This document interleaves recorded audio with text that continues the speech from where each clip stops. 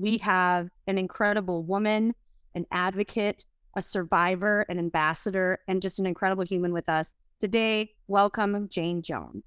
Hey, Jayne, I am so excited. So first and foremost, how I know you is because we are connected through some people.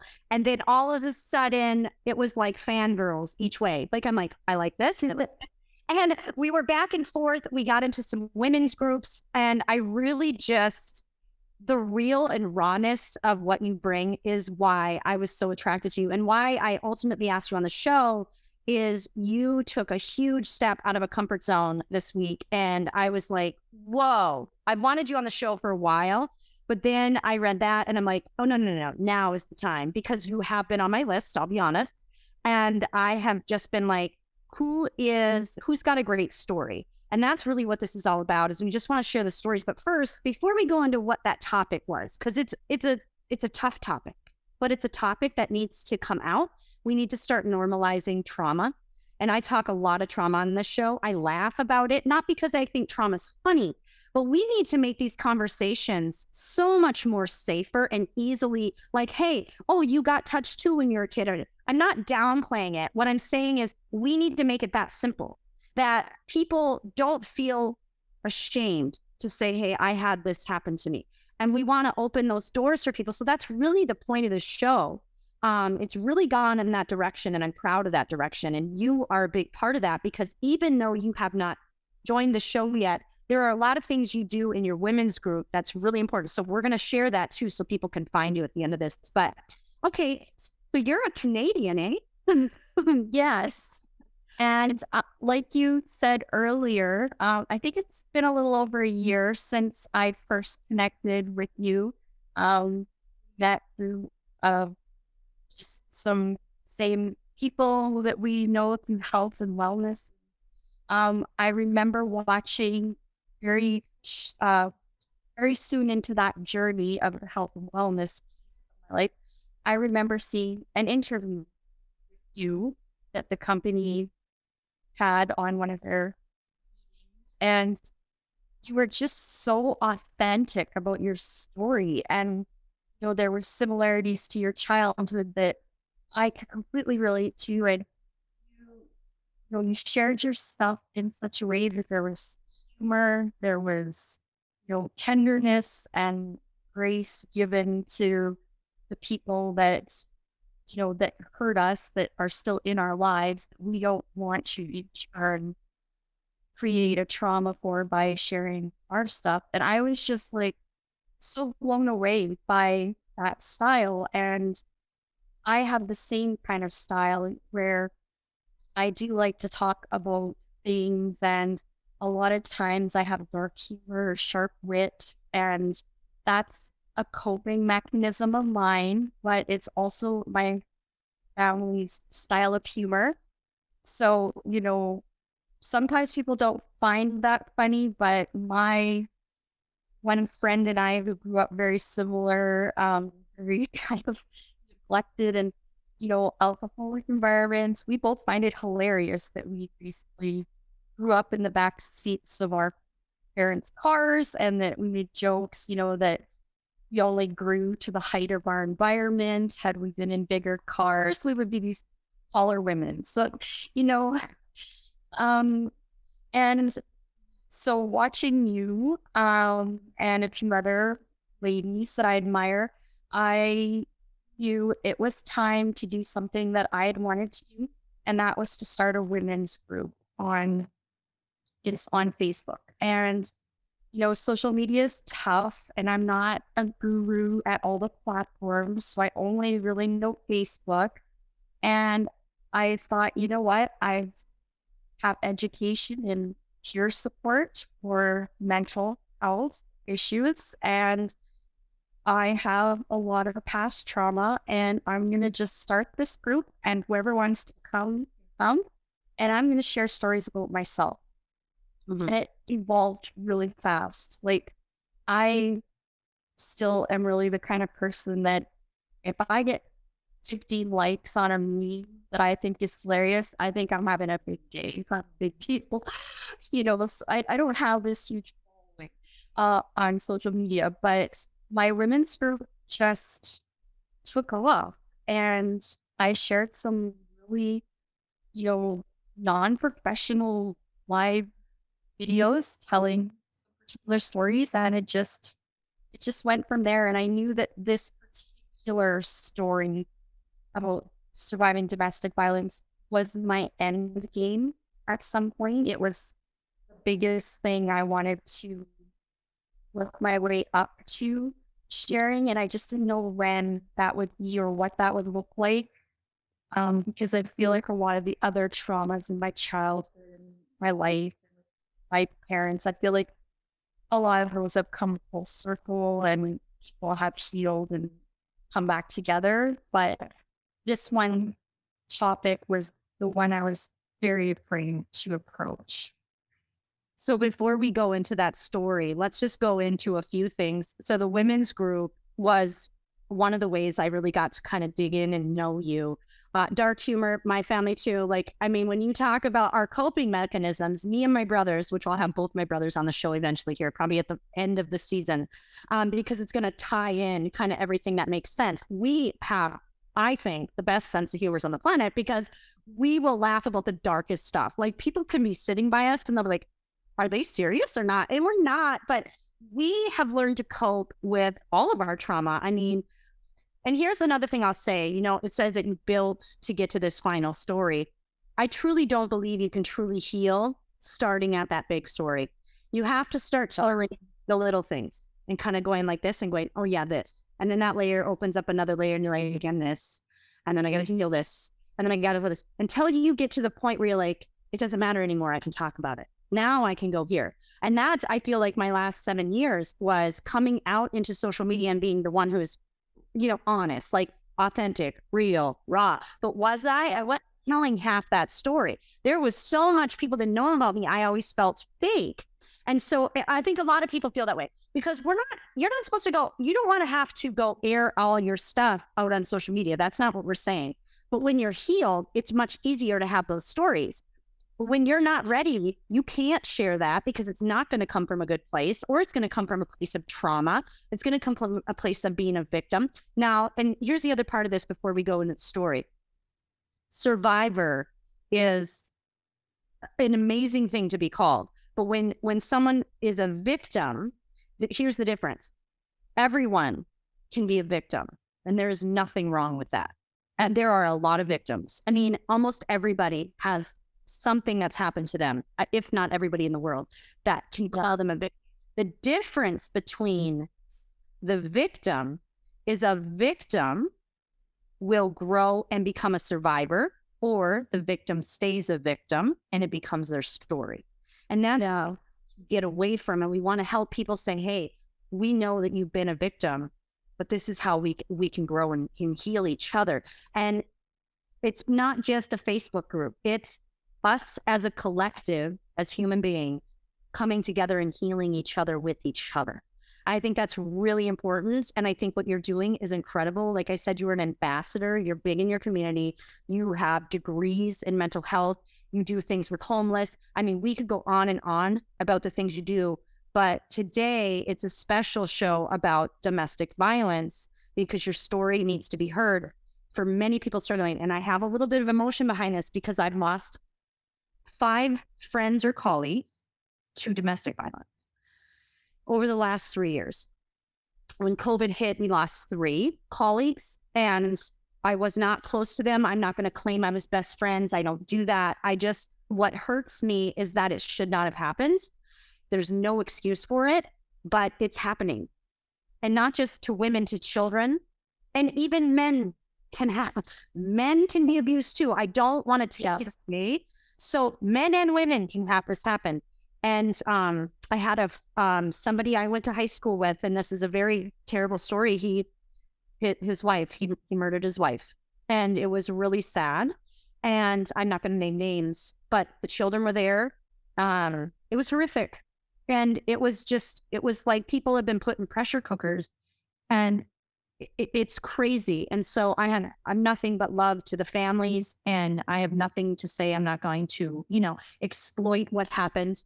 Most people won't know who I'm talking about, but if you do, just know that there's a lot of love and say a prayer for the families, both sides, because everybody's hurting. But let's go to your story. So obviously this is an emotional topic for me. And I haven't been in that place, but I know enough people, including my own mother, who has. And so, and multiple times. And thankfully, we are survivors. We survived that. But not everybody does. And not everybody has a story. They can't share the story. So let's talk about that. Let's start with you had a Facebook post. And what? Well, first of all, where did that come from? Like when you Facebook post, yeah, when you were like, what in you said it's time today? Okay. Yeah, that's a really good question because this story, this experience I lived through is almost 20 years old. This story happened for pretty much the entirety of my 20s. And now I'm in my late 40s. So, why now, right? And well, there's a really simple answer for that. I was in a town about an hour from where I live here, and they have this really nice little quaint store. I love to go to it, and they have, really beautiful clothes. They have a little bookstore and just really cool things you can go in and buy. So, of course, I went in there, and as I walked back to the book section, so this is probably about 2 months ago, I walk up to the book table with the current display of books, and front and center is a book presented, and there's the face of for the entirety of my 20s. He had written a memoir, and it had just been released. So now, again, because you cut out, let's go back. Oh, who was the book? That was the only part that cut out. So I just want to get Okay. So I walked in, and displayed front row center a couple of months ago was the book written by my ex-spouse of when I was in my 20s. And this experience, the person I was living with, he wrote a memoir.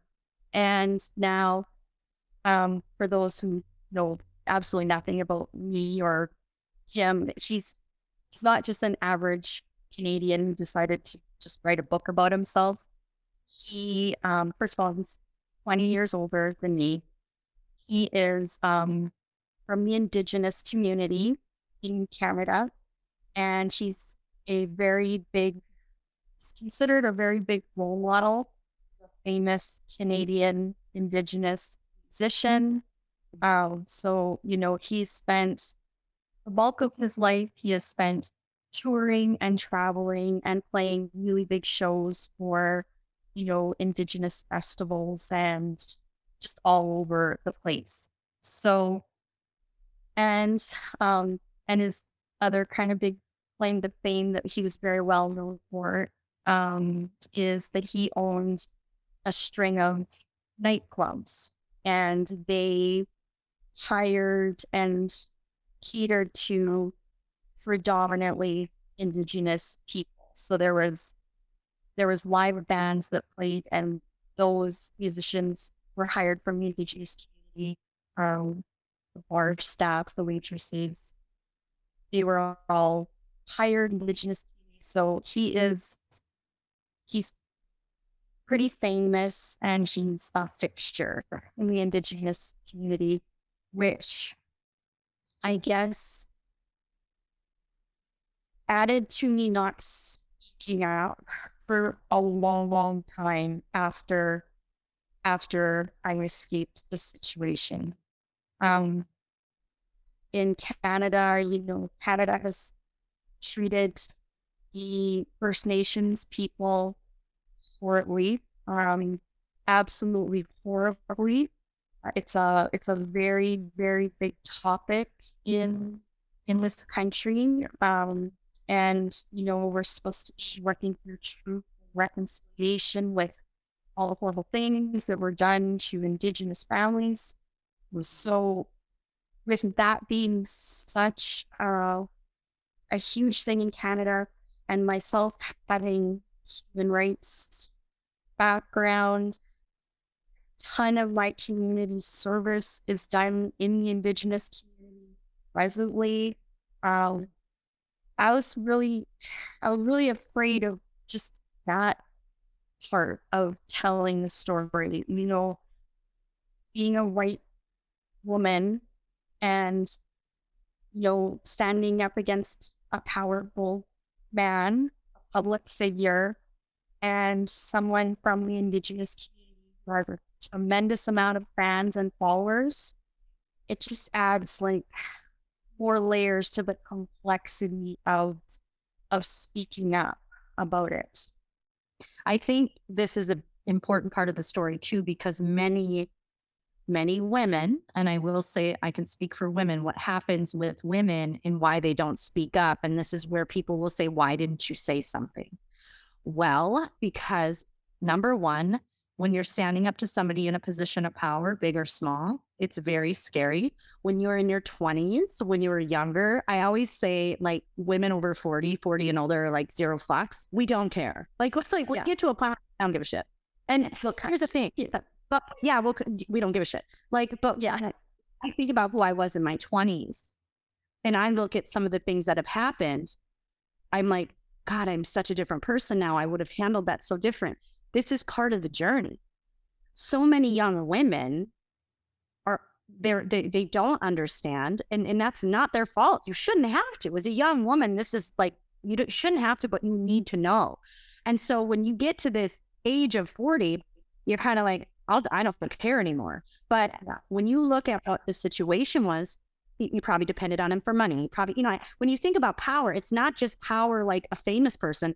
There could be, maybe he's the income earner.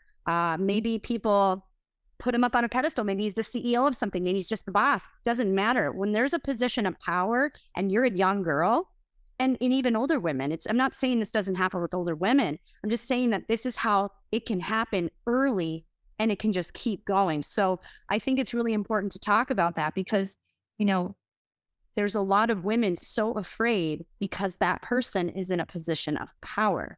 And now I said before, it can happen to men too, same thing, but it happens a lot like this with women because the men are in a position of power.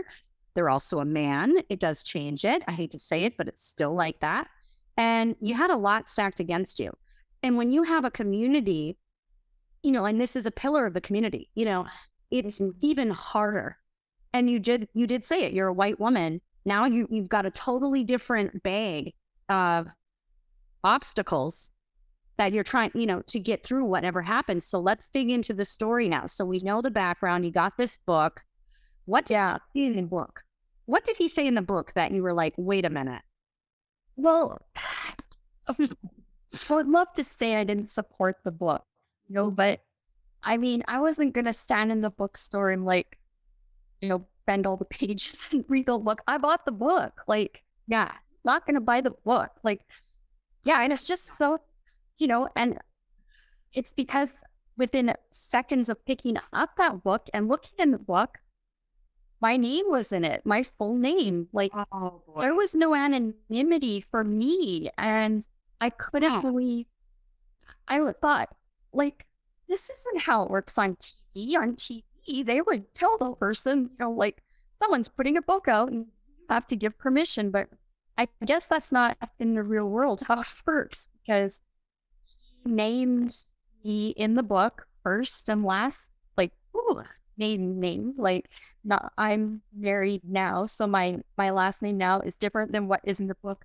But still, it takes people in this day and age, it takes them 2 seconds to like research things, like, so if they wanted to know who I was, more about, take them seconds to, for reading this book. And I really felt annoyed that my full name was in the book.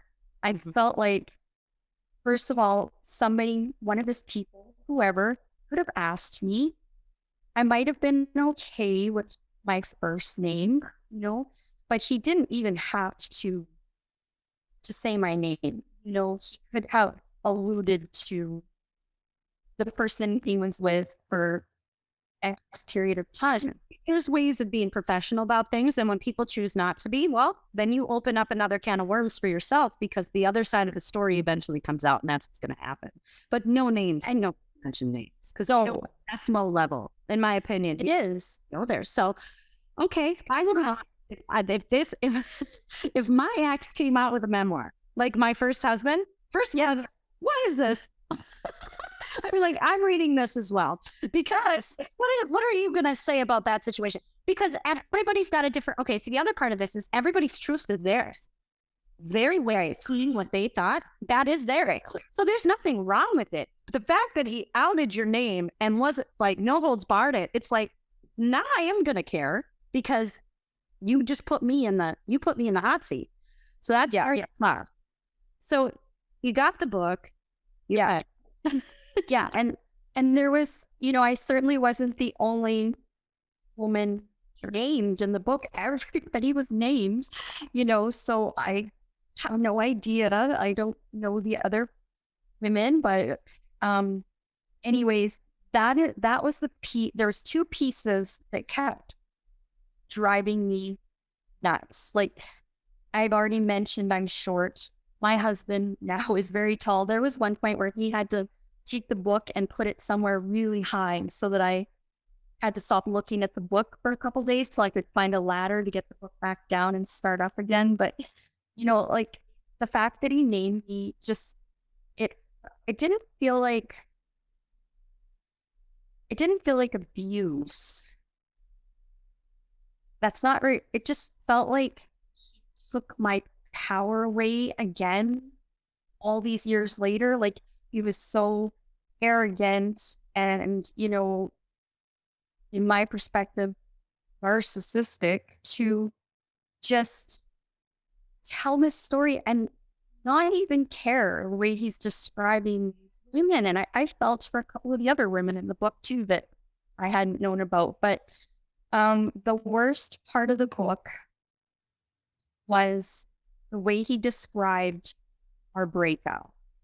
In this book, he says, now I've always been an animal person and a horse person and involved in the horse world and horse friends. And at that time that we were splitting up, I was gaining momentum in having my own life and my own friends again, which I hadn't had for many years. And the only reason that happened was because he had moved around different provinces while he was opening his bars. When we were in those other provinces, I had nobody. I didn't have a network. I didn't have people. I worked for him, so I didn't have any money. I didn't get a paycheck. So kind of going back to what you had touched on, sometimes there's financial abuse or, someone that you require. And, that was very much the situation. But when we finally moved back to Manitoba, the final year we were together, I started to have some friends and venture out.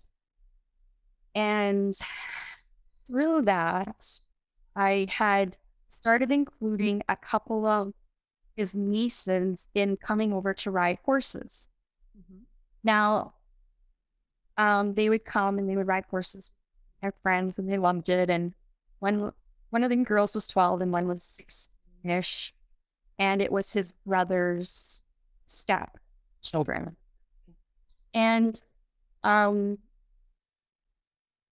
in the book, he says that we split up because I decided to go and invest all my money in a saddlery. So like a company that sells saddles for those are horse people. The saddle that people ride on the horse with, he suggested that I had gone and spent all my money and started this company and that she was really against it. So that's what split us up.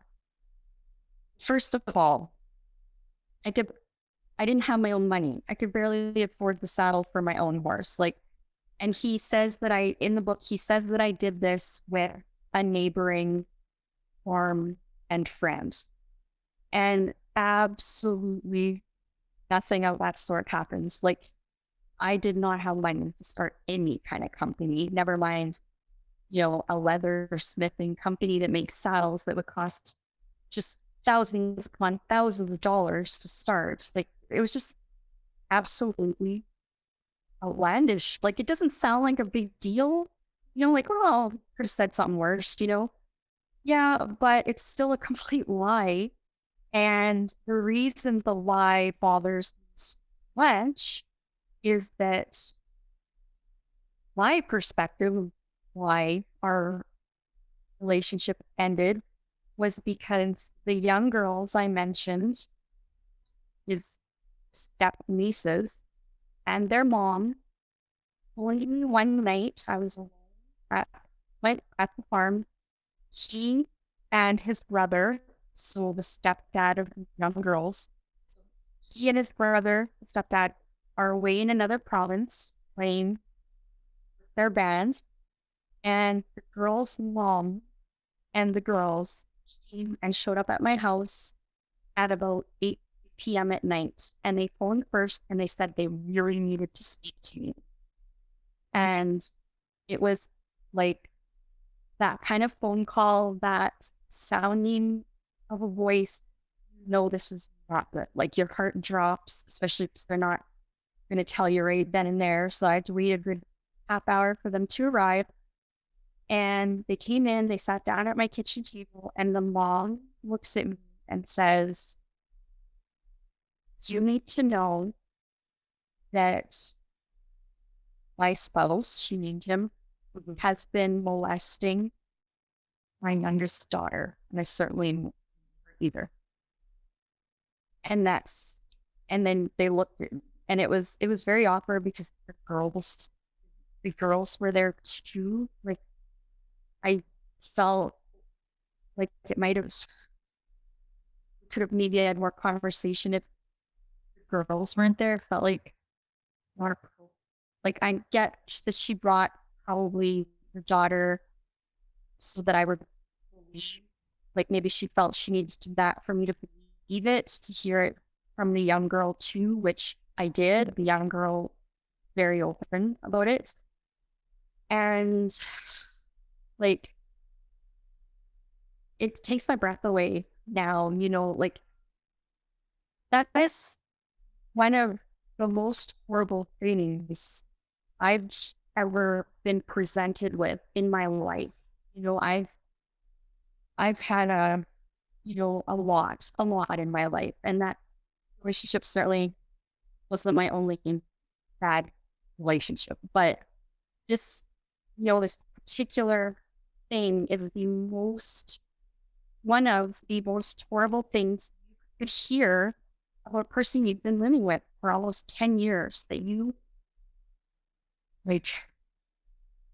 I remember sitting there and I remember it just going through my mind, like trying to think of every time the girls have been over, trying to think like exactly what we did because we didn't stay on my property that much, trying to think where he was, like how are people situated that, he would have had this opportunity. And like, it just was going through my mind like crazy. Like, and, um, I didn't really have people or family. I'm an only child. At that point, I was still estranged from my parents.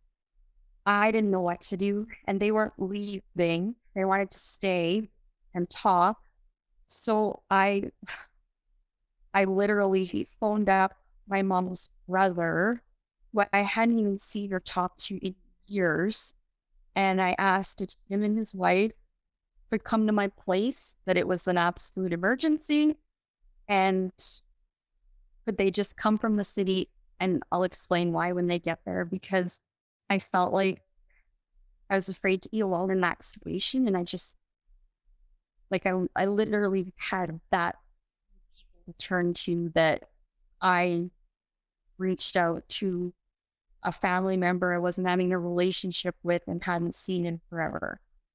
So let's stop for a second because you just caught me. I caught something in this. Another thing that is common is that when somebody is in this position, they also make sure that you are limited to who you talk to, i.e., your family isn't around, you don't have a lot of friends. That's on purpose.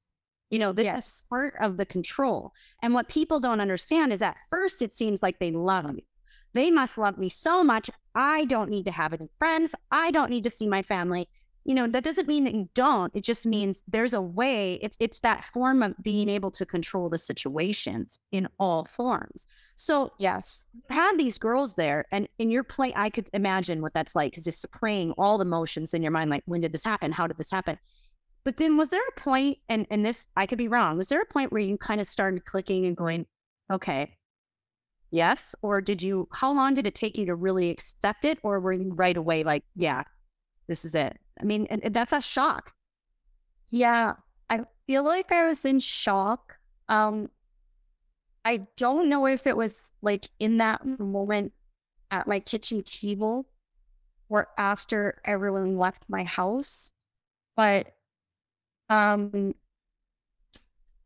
the piece about it being this information coming from a 12-year-old, whoa, that was the part that I was grappling with. Like, did this happen? I knew at this point, because this was the last year of our life together. And this moment at the kitchen table ended up being the last of maybe a few months. Like, I don't remember exactly how long it took to like get him out, and that's another part of the story. But I, at this point, had a lot of women over the years that were working in his nightclubs, or that were friends of mine that would just make a phone call to my house and get the phone instead of me. I had enough women come to me and say, you know, your spouse, um, he's been bothering me, and he's been saying inappropriate things, and he has told me not to tell you. And um, I am ashamed to say, like, the first time it happened, it was about 7 months into our relationship, and we moved. So we were together for 6 months in the province I live in now, Manitoba. And that was like, I was 20 and he was 40. And I got asked to come work at his bar because they were short of people. Just a friend of mine worked there. And I went there. I didn't have a clue who he was. And, we gradually started to know who each other was. And he started being, super friendly and hilarious. And, of course, his band was playing there. And, so those first 6 months, I didn't see anything like that. And because of that, I made a choice to move away with him. Well, month 7, a month into moving away to another province where this is where it starts, where I have zero money, no vehicle, no friends. Like I said before, not involved with my family. Um, he's 20 years my senior. Um, and it was in that first month that a waitress came forward and said this. And I was like, what? Like, at that point, I seriously didn't believe it. Like, because all the bad pieces hadn't started happening yet. The game was just beginning. Mm-hmm. And I didn't believe the first girl. I didn't. And now, if I could go back, like, and the rest of it, a lot of it was kept from me. People didn't tell me, and nobody talked to me. Again, back to I was 20 years old, Caucasian female. She was 20 years my senior. We were now completely surrounded by the Indigenous community. Like, everything we did was now within the Indigenous community, including this new bar he had opened. And every trip we went on, it might be a fly-in reserve or another reserve. Like, I was always, you know, the pretty much only white person. And I suffered a lot of racism, like, everybody called me Whitey as a joke. Like, that was my nickname, but I didn't enjoy it. it felt like most women despised me. Um, it felt, his family was horrible to me. He had a son who was older than me and was married to this woman, and they just they were just so mean all the time. Like they would call me the child bride and very shaming to me. I always felt like I was being shamed. And this one sister-in-law of his was older and a pretty respected woman. Like she was an author and involved in lawmaking and changing treaties. And she hurt me so much all the time. Like she would come to our house and I admired her. She was a force to be reckoned with. She was a woman who was doing things, big things. I was already in university free law, like with the plans that I had wanted to be a lawyer. And I wanted her to like me. I wanted to have conversations with her. Like this woman changed laws, but she would be so condescending. Like I never forget this one incident where I was like, you know, you're staying with us. I'm gonna run out to the grocery store. Is there anything specific, that I can get for you that you enjoy while you're staying here? She said, I would really like some Spartan apples. And I said, okay. And I don't know if I wasn't thinking, what, but I said, how, like in Canada, like in a grocery store, there's so many apples, right? And I cared so much. I wanted to make sure I was going to get the right apple. And I said, how will I know which ones are the Spartan apples? And she's like, can you read? It will say Spartan. And she like sounded it out for me. And my cheeks just like, I just remember like burning up. Like, it sounds like a lot of verbal abuse for me. A lot of verbal abuse. And so when women were coming forward, were they coming forward saying they were sexual with him, or were they coming forward saying he was harassing them? They were coming forward saying he was harassing them, like that they were not interested. And I know now from there is one person in that family that is still my friend, very good friend, does not have any relationship with family. I know that there were many women that he was unfaithful with that, were consenting adults, but another really strange incident that happened, right? Again, probably the seventh month we were together. So like, again, just after this move to Edmonton, the RCMP came to our door one day. So the Royal Canadian Mounted Police knocked on our door and asked for my husband. And he went to the door, and this officer said, we've had this report of calling a wrong number and bothering the young woman who answered. And then I was like, I remember standing in the background thinking like, crazy, like that mean what, but later, much later, when I think about that incident, it just, there's no doubt in my mind that that happened because, in this relationship over the years, the more I was isolated, the more I, was probably groomed. Like, I, did not, I was very isolated. I did not have friends in our environment. I did not have money. I've already established that. I, he had this very intense, angry side to him. So, I was living in this situation where I was extremely unhappy and the person had zero empathy for me. I just realized like, I don't know, I was just afraid. I just remember feeling afraid all the time.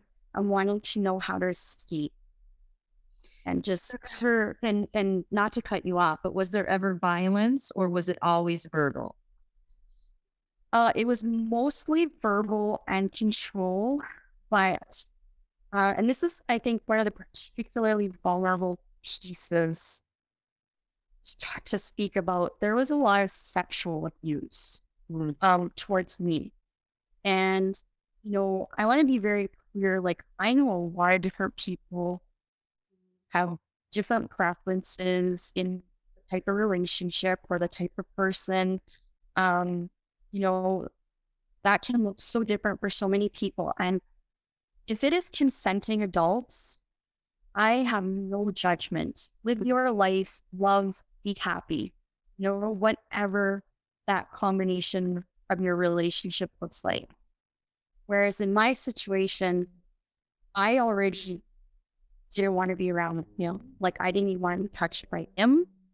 But he would constantly try to break me down. And this is where feel shame and embarrassed to share this, but I'm going to, because I know there's someone else out there experiencing this. Like, um, he would constantly try to talk me into being willing to have sex with people in his band. So like people I saw all the time, um, people like just random situations. He would just come up with it, and it would terrify me because usually when he would come up with it, I'd be the only girl, um, possibly be on the tour bus that went to the show. Just people in his band would be on there, and I'm wondering, oh my God, like, are they thinking, like, has he talked to them about this idea? Are they thinking this might happen? Like, are they gonna come at me? Like, clearly he had no respect for me because I was clearly always telling him, absolutely not. That's not me. I'm not doing it. Like, forget it. Like, it didn't matter how scared I was of him.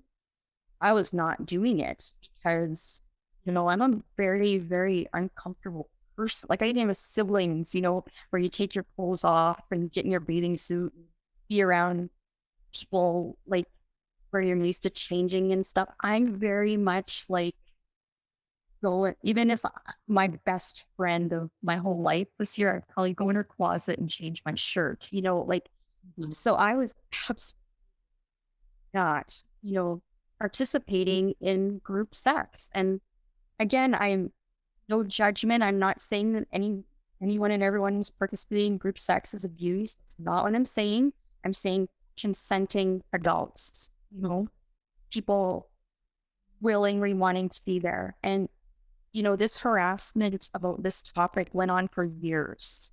It was like he just tried to break me down and wear me down. And I would just cry about it because the suggestions would just get more disgusting. And, we were just completely, it was like he just have this dialogue and completely ignore what I was saying. It was almost like he just went to a different place. And he wasn't drunk or on drugs. I should say this. Like, he's very much a person who's also well known in the community of recovery. He talks about that himself. He mentors people or sponsors people, however you want to word it. So, that added another level of irony because he was supposed to be 30 years sober and very, again, like this is someone's private business, but he very much puts it out there that that's part of his identity. And I just felt like, it just felt like a complete hypocrisy of someone who's supposed to be helping people heal their trauma. Well, sobriety is interesting because a lot of times, and I'm an alcoholic, so when we give one thing up, sometimes something else pops up. And sexual addiction is just as much destroying and damaging as any other addiction. So there's a lot of addiction, food addiction. So, I mean, and I'm not saying, maybe that was when he was with you, maybe that was it. So I don't want to put judgment on him either, but we're just going off of your story. But at the same time, it sounds like you're in this position where you said something. How could he? He helps people. How could that? He's beautiful. How could that be? He's such a this. You were in such a situation. So let's talk about how you got out of that situation, because you didn't have anything. And so you held out. So what did you do?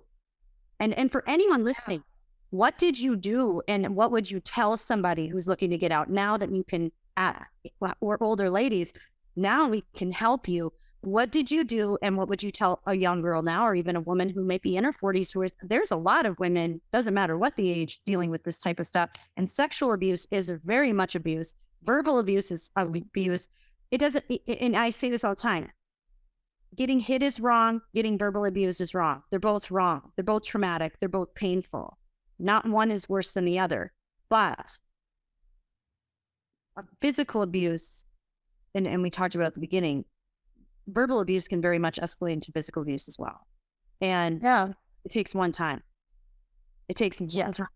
And you might not get a second time. So let's talk about how you got out of this situation for our viewers, and what advice you would give somebody who's in a tough situation right now. Okay. Yeah. And, again, I'm 48 now.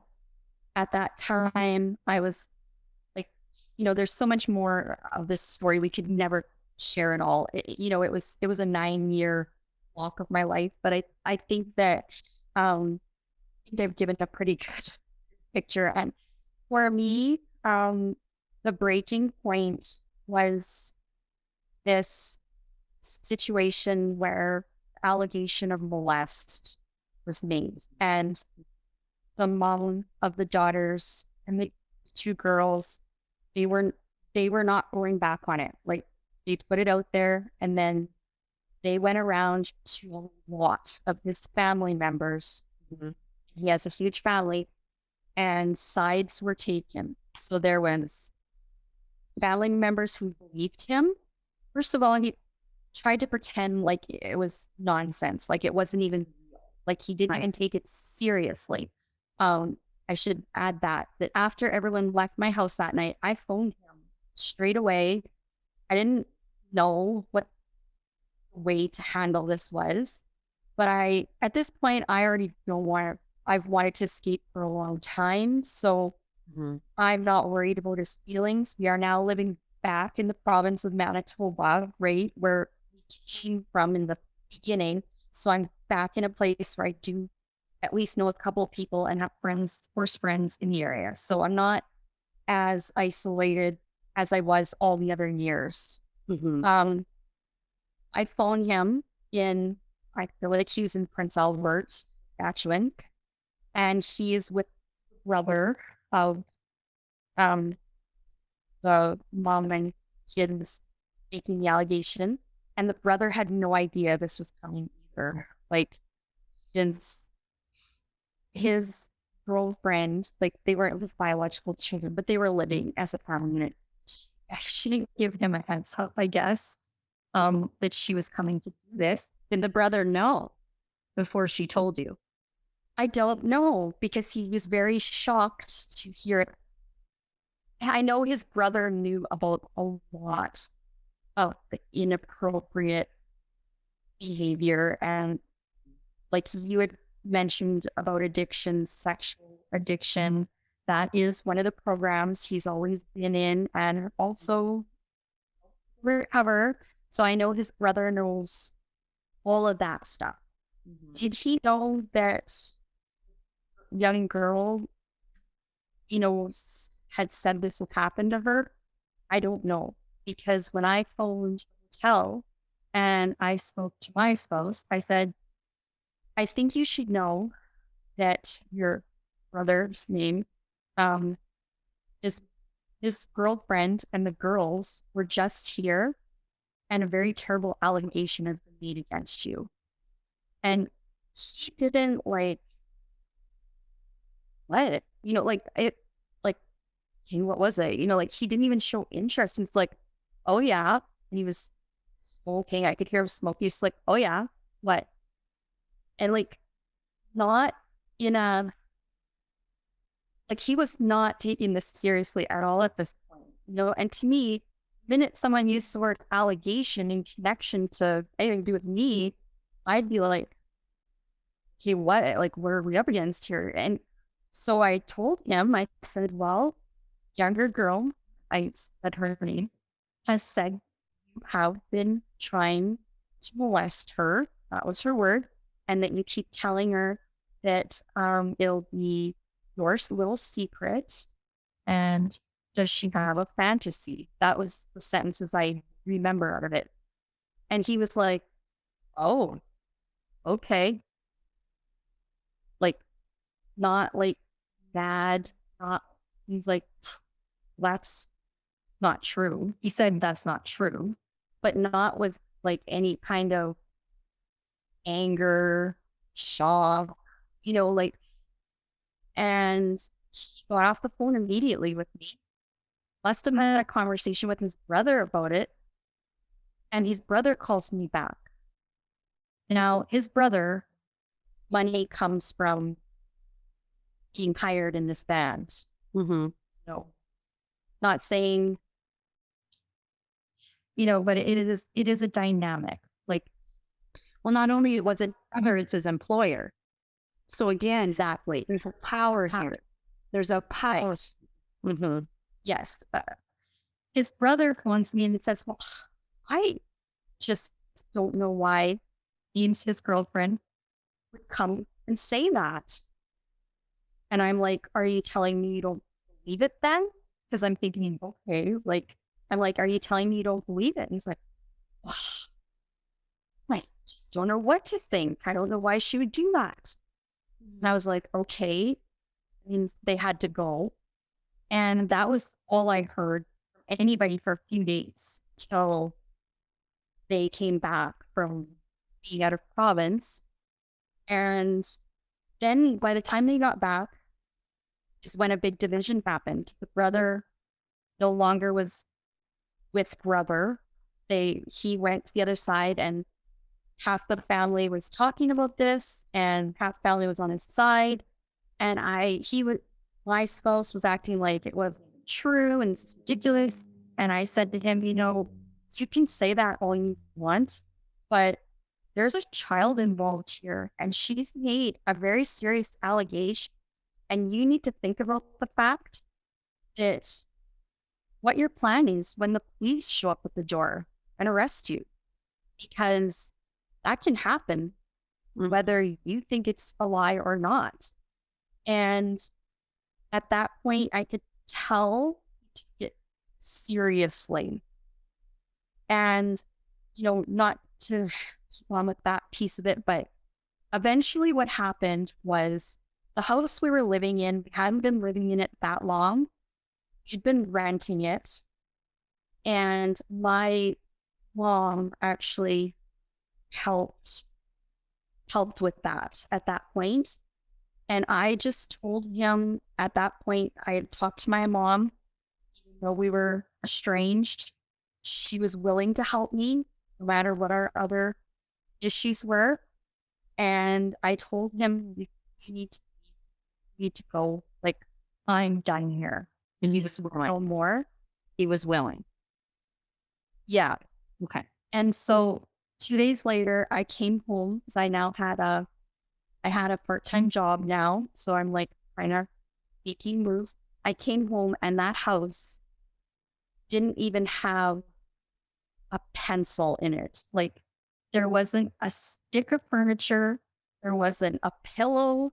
There wasn't a plastic fork. Like, there wasn't a sheet of paper towel. Like, I've never seen a house cleaned out so entirely in my life. And it was the most glorious sight I had ever seen. Like, I was fully happy to sleep on that carpet with no pillow blanket and just figure it out. Like, he was gone. And of course, you know, there was legal parts and everything that had to be done. But so I was very, very fortunate.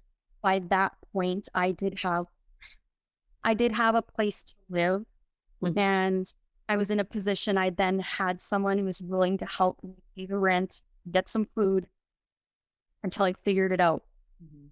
If it would have been any of the years prior to that moment, I wouldn't have been in that situation.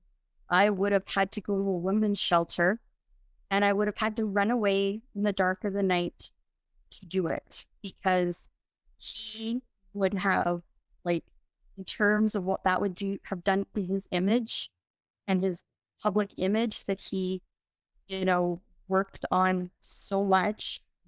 There's no way he would have allowed me to get that far. So And here's what's interesting. We're going to keep going and then we're going to wrap up. But yeah, you had a moment where the power shifted for just a moment and you took it. yeah, That would be part of the story as well for people listening.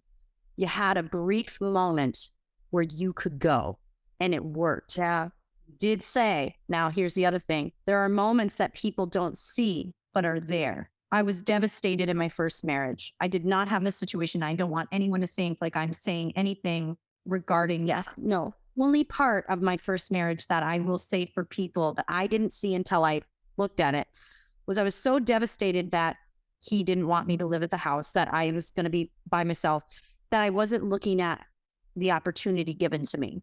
And we didn't have a good marriage. It wasn't good. I'm actually really grateful that he was the way he was.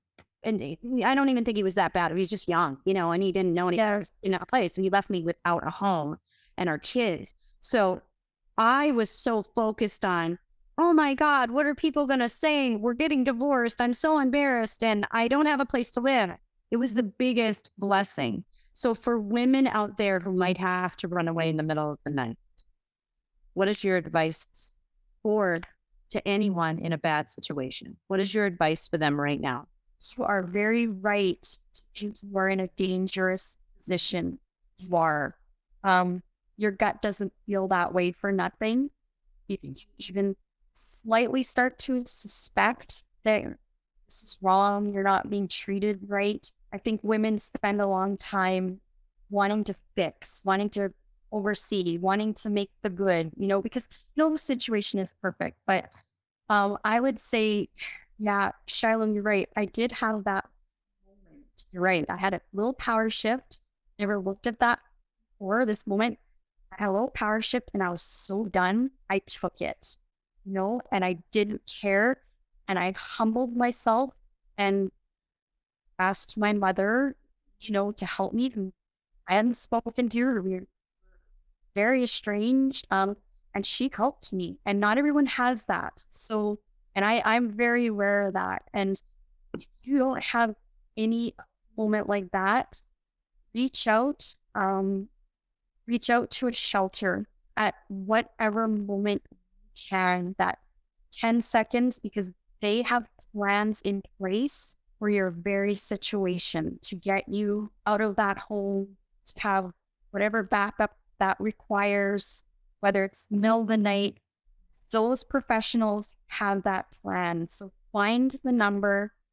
You have to hide that number. It's not all probably going to happen in one thing, like it's not all going to be the day you phone that number, maybe, or the day you write the number down. It might not be ready for a year. It's all on your own time and keeping yourself safe and alive. So, but domestic violence awareness is a lot bigger now. And like we said early in the show, it's not just against women. There's a lot against men. But there are a lot of resources, and those people, they don't mess around with it. They'll get you out. And there's nothing they haven't seen that, that you have to be afraid of. So do not, if you don't have to, don't spend that decade in turmoil. That's my advice.